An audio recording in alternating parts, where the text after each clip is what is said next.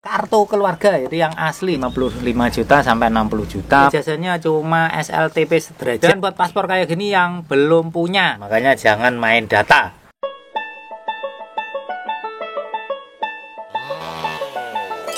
Jumpa lagi dengan kami mantan channel TKI Taiwan guys. Dan di video kali ini banyak requestan dari teman-teman semuanya, terutama ada yang DM dan juga ada yang komen langsung di YouTube saya, Bang tolong bikin review apa saja sih syaratnya untuk TKI Taiwan yang sekarang ini.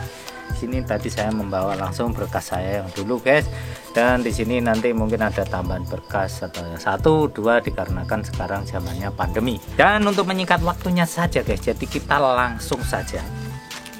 Apa sih syaratnya? Yang pertama, jadi jangan skip video ini biar teman-teman bagi yang non khususnya itu tidak bingung apa saja yang harus disiapkan. Kalau kita datanya tidak lengkap, kita itu nanti Jakarta bolak-balik itu biayanya semakin membengkak. Oke guys, kita langsung lanjut saja ke inti videonya, yaitu apa saja sih syarat-syaratnya Bang kalau untuk bekerja di Taiwan bagi yang non ya. Kalau yang ek itu sudah tahu karena udah ada pengalaman sekali, itu udah cukup. Dan untuk pertama yaitu tetap guys, yaitu kita harus punya namanya KTP. Dan KTP ini kita bukannya kita umur 17 harus bisa ketahuan, enggak, basicnya itu adalah 20 tahun dan 40 tahun ke bawah. Tapi ya idealnya 20 tahun 30 ke bawah guys, masih fresh-freshnya ibaratnya kalau barangnya. Dan untuk yang kedua adalah KK, yaitu kartu keluarga, yaitu yang asli, jangan yang palsu. Dan ini harus sesuai dengan nama kita. Nah, dan yang ketiga adalah ijazah, yaitu ijazahnya cuma SLTP sederajat. Dan yang keempat adalah akte, yaitu petok, akte kita, yaitu akte lahir. Ini juga yang asli, jangan fotokopian. Dan yang terakhir, dikarenakan sekarang pandemi corona guys, harus ada namanya surat vaksin guys. Surat vaksin minimal 2 kali. Kalau vaksinnya semuanya boleh. Kalau dulu Taiwan itu Sinovac tidak boleh, tapi untuk sekarang itu boleh. Dan ini kartu vaksin saya sendiri, karena saya vaksinnya di Taiwan warnanya kuning, tapi kalau di Indonesia warnanya seperti ini.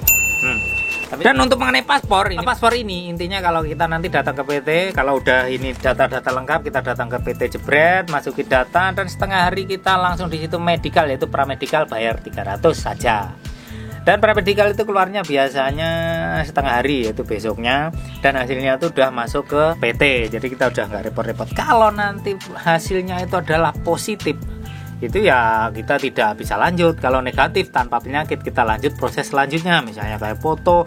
Dan buat paspor kayak gini yang belum punya, jadi kalau yang punya tidak usah bikin paspor. Kalau mau paspornya memati, kita bisa perpanjang kayak gitu, tergantung perpanjang sendiri atau lihat pihak PT. Itu nanti juga ada petongnya sama orang PT. Dan kalau semuanya sudah beres ya tinggal proses selanjutnya guys, nunggu job seperti itu. Kalau udah dapat job nanti jobnya udah datang, kita baca-baca dulu, cocok. Kalau cocok ya tanda tangan, ibaratnya hitam di atas putih, jebret, saya cocok dengan job ini. Nah ya udah, kita tinggal nanti proses teto. Teto itu contohnya kalau di Malaysia itu kedutaan besar guys, dikarenakan Taiwan itu belum diakui banyak negara, jadi namanya teto. Ya, teto itu kepanjangan ini guys, bahasa Inggris. Nah, dan kalau untuk Indonesianya sendiri, Taiwan sana adalah KDI, Kantor Dagang Ekonomi Indonesia. Nah itu, jadi tidak sama seperti negara lainnya, dikarenakan teto ini adalah ngecek data kita pribadi kayak gini. Dan kalau sampai ini data ini ada yang nggak beres ya nggak lolos, percuma kita daftar kontrak kalau data ini ada bermasalah. Makanya jangan main data, pastikan dari nama sampai semua data itu sama persis, jangan ada titik sampai koma, nanti malah mempersulit kita untuk proses. Dan kalau teto sudah beres, tinggal kita tunggu PAP, dan PAP itu barengan biasanya dengan visa kita datang, dan hari-harinya sudah tertentu di situ. Jadi siap-siap masukin baju ke dalam koper dan berangkat ke Taiwan. Oke guys, paham semuanya? Kalau belum paham ya komen saja di bawah kayak gitu, atau DM saja di Instagram. Dan masalah biaya guys, jadi biaya itu setiap tahunnya naik. Contoh saja proses 2012 saya dulu biayanya cuma 22 juta rupiah, itu potong gaji 1 tahun guys. Jadi 1 tahun ya 1 tahun 12 bulan. Dan untuk sekarang tahun keduanya saya itu berangkat 2015 itu sudah naik lagi guys, sudah 36 juta itu potong gaji 10 bulan. Dan untuk biaya sekarang itu kurang lebih 55 juta sampai 60 juta potongan 7 bulan sebesar 7.600 guys. Dan untuk masalah gaji di Taiwan sekarang naik lagi guys. Dulu waktu saya ke Taiwan itu cuma 19, naik 20, sekarang 25.000 lebih berapa itu NT dolar ya, dikurusin kalau kurs 5.000 tinggal kalikan saja 5.000. Pokoknya tergantung kurs lah guys kalau masalah gaji itu. Kalau naik ya naik, kalau turun ya turun, tapi tetap kalau Taiwan itu stabil, tidak sampai turun anjlok kayak gitu.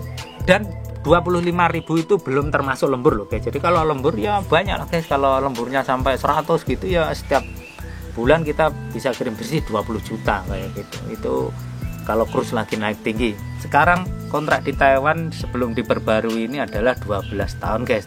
Pada zaman dulu waktu saya ke Taiwan cuma 3 tahun diperbarui, pulang lagi, nanti nyambung lagi, itu pun dijatah 6 tahun, terus disambung lagi 9 tahun. Dikarenakan sekarang itu nyambung lagi, kemungkinan nanti kedepannya selamanya bisa tinggal di Taiwan guys, kalau memang mikir di negara kita itu susah cari pekerjaan.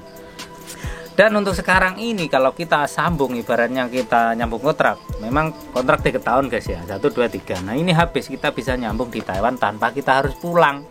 Jadi tidak usah bolak-balik lagi keluarin biaya, kita nyambung di Taiwan. Karena kalau pabriknya kita itu bagus, itu kita biaya ditanggung seluruh biaya itu pihak pabrik. Kita cuma kena biaya yaitu ARC guys. ARC itu kalau di Indonesia itu KTP. Kalau KTP Indonesia kayak gini, kalau di Taiwan KTP-nya kayak gini guys. Ini gambar saya, KTP-nya kayak ini, kita bisa gunakan kayak gini. Ibaratnya ini adalah pengganti apa, data diri kita. Nah, kayak gini. Dan nanti juga kita dibuatin namanya ASKES, yaitu asuransi kesehatan. Ini namanya kalau di Indonesia BPJS. Jadi kita berobat apa-apa itu murah dengan ini ya, kurang lebih kalau 500 itu biayanya nanti ke dokter 200 kayak gitu guys, dipotong 300. Tapi ini juga bayar guys setiap bulannya ini. Dan yang ketiga, kita dibuatin kartu bank kayak gini guys. Jadi kartu bank kayak gini tujuannya apa? Setiap gajian itu tidak dikasih cash. Kalau zaman dulu masih ada dikasih cash kan. Zaman modern tidak ada. Sekarang tinggal tanggal biasanya 10 sama 5 sekitaran itu gajian, tinggal kita ke bank. Kalau ini kartu saya kantor pos, biar tiap bulannya adminnya murah guys. Jadi agensi saya itu dia orangnya smart, biar taruh uangnya itu tidak kemakan admin ya itu. Jadi ini wajib ya, TKI resmi ini ya, ini wajib kartu 3 ini. Dan buat teman-teman semuanya yang masih bingung caranya ke Taiwan bagaimana, butuh bantuan untuk proses ke Taiwan, misalnya rumahnya jauh di luar Jawa, bisa hubungi kontak saya di sini. Di sini ada Facebook, TikTok, dan Instagram. Atau langsung komen di bawah, nanti pasti saya balas. Dan mungkin cukup dulu guys video kali ini. Dan sampai ketemu lagi di Mantan Channel TK Taiwan berikutnya guys, yaitu video selanjutnya. Sampai ketemu lagi dan bye-bye.